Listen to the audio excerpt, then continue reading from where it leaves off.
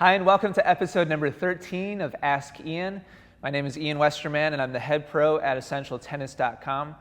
Today's question comes to us from Facebook. Hugo wrote to me and said, "Hi Ian, how can I mentally prepare myself before an important match?" Well, Hugo, ultimately, my answer is going to come down to closely managing your expectations of what you think will or should happen during that match. It's always dangerous when we have certain things that we expect to happen during a match. And there's basically two polar extremes. One might be that you totally expect to win because maybe you're playing really well right now at this period in your career as a tennis player. Or maybe the person that you're playing, right, is not very strong, in your eyes. Or maybe you've beaten them many times before.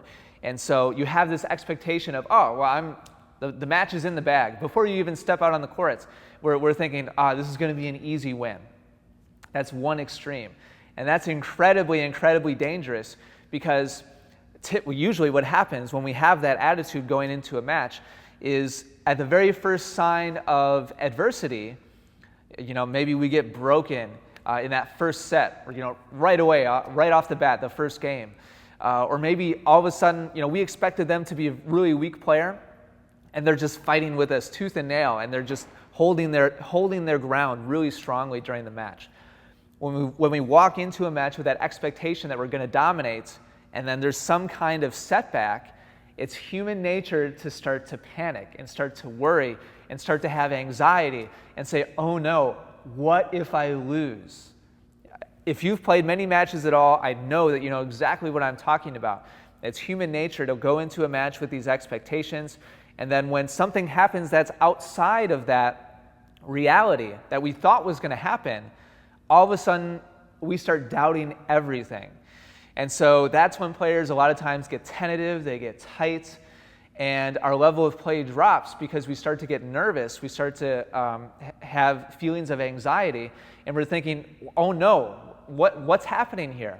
And our level of play drops. And those are the matches that are frequently the most frustrating to lose because we had this idea of what reality was going to be, and it didn't end up being that way. On the other end of the spectrum is, looking at the draw, and you see that you're playing the number one seed in the first round. And you say, "Well, I might as well just go home." Or maybe you totally know this player, and you know that they play a really high level. You've seen them maybe dominate friends of yours that you think are right around your level. We get into this comparison game, and so we think to ourselves, "Well, I'm just going to get crushed today," and that's just the way it is. And so we have this expectation in our mind that we're about to get beaten 0-0, and so the natural response to that typically is just, well, why even try? And so we go out there with low intensity, low focus, maybe even low effort level as a result. And lo and behold, we get crushed, right? We never even give ourselves a chance to be competitive. And that's a wasted opportunity on the court. So those are the two extremes of what could happen by going into a match mentally expecting certain results. Neither outcome is good. They're both destructive, not only to our level of play within that specific match, but also our overall kind of improvement. If we continue to put those restraints mentally on ourselves and on our game, we continue to put those high expectations on ourselves to win every time we walk out, and it doesn't happen, it can really put a damper on your overall improvement. So first and foremost, avoid anything like that, Hugo. What I would say that you should do is just very simply put the expectation on yourself that you will do whatever is in your control to win.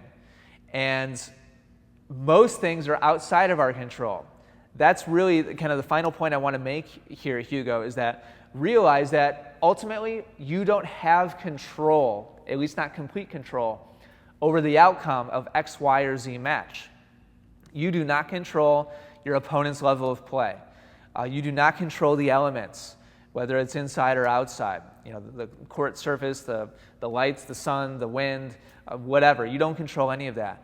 you don't even control your level of play completely. There's so many different aspects that go into how we're able to compete on any given day. We can't control all of them. All you can really control is your level of focus and intensity and effort on each and every shot, within each and every point and game and set.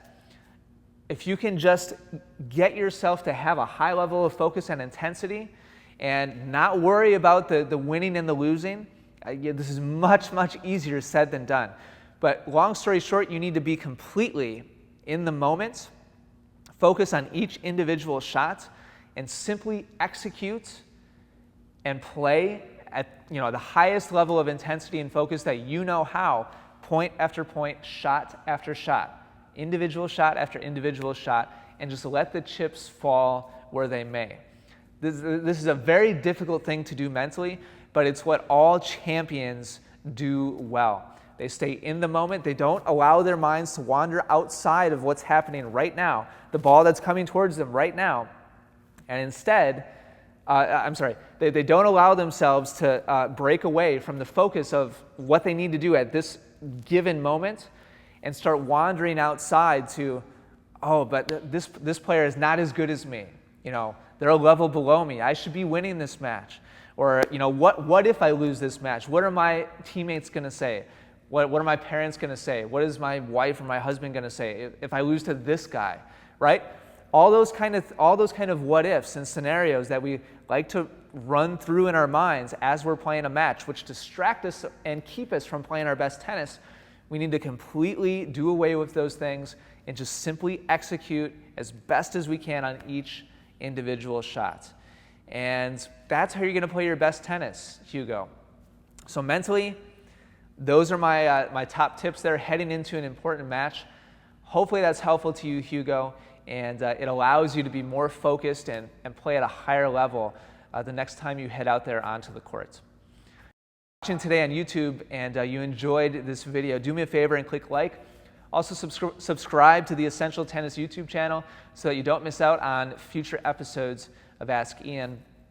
And lastly, if you have any comments or questions or any topic ideas for future ideas, leave those down below in the comments. So until next time, thank you so much for watching. I really appreciate your time and your attention that you spent with me today. I know you could have been doing anything, but you decided to watch this video instead. So I really hope that it's helpful to you, and I look forward to talking to you in the next episode.